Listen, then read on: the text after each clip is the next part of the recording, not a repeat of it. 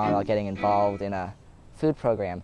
And then the month later, this opportunity came up, and I jumped on it because I thought it would be a really awesome opportunity, and I wanted to be proactive in it.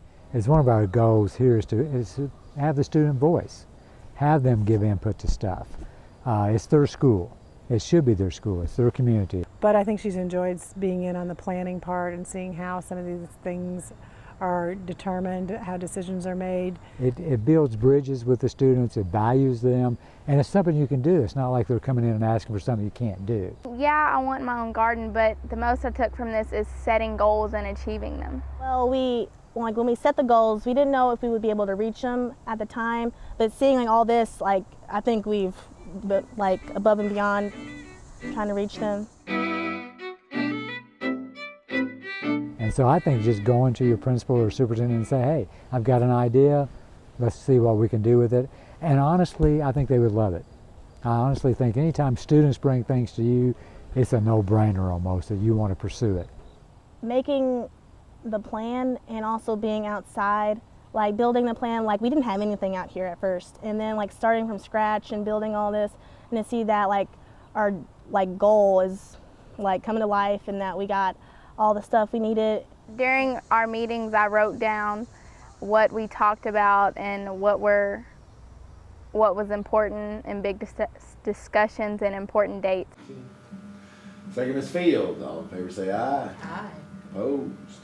Motion carried. I think we've all been pretty big leaders before this, but I think this has helped our leadership a lot. We're all volunteering in this, so this can go on our college. Absolutely. The skills gained through these programs are crucial in preparing our students to be college and career ready.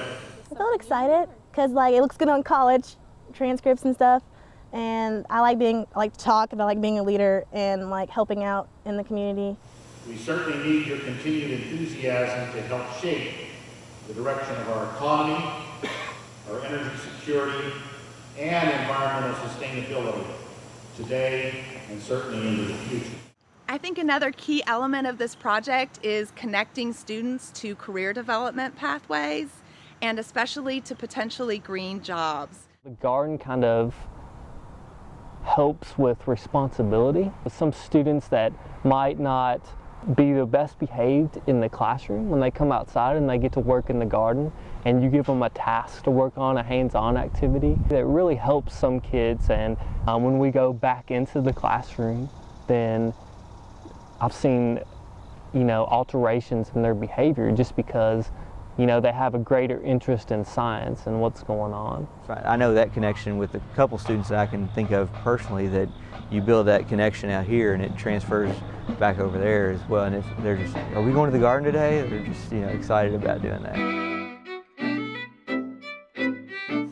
on behalf of the Green Healthy Schools and the Kentucky Heat Project, we want to welcome you to our annual Youth Summit and Awards Luncheon. It was awesome. You got to see all the other students, older or younger, that are trying to do the same thing as we are. And you get to see more schools that are advanced, and you get to look to them for ideas. The awards were pretty awesome, and they were made out of recycled microchips. Congratulations. We thank you for joining us as we celebrate the accomplishments of our amazing Kentucky students in the areas of environmental and energy education. It takes a lot of work, of course, to start the plan and stuff, and they just have to research a lot of the crops and stuff that grow and what's best suited for their area and stuff. But I think it's pretty easy and it's fun to be outside and with the classmates, and you learn more about other people and learn more in class too. It is essential that schools equip and empower students with knowledge and skills to be environmentally and energy literate citizens. Hey, you have to just do it. And go to your superintendent or the principal, whatever it takes, and just say we're interested in doing it. Because the outcome is really not a lot of money involved in this and in the scheme of things. As long as you have a little space, you don't need a lot of space even for that.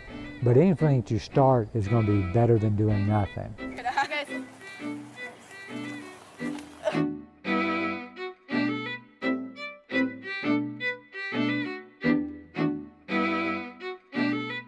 Shade is such a bliss when you are sitting amid a scorching garden.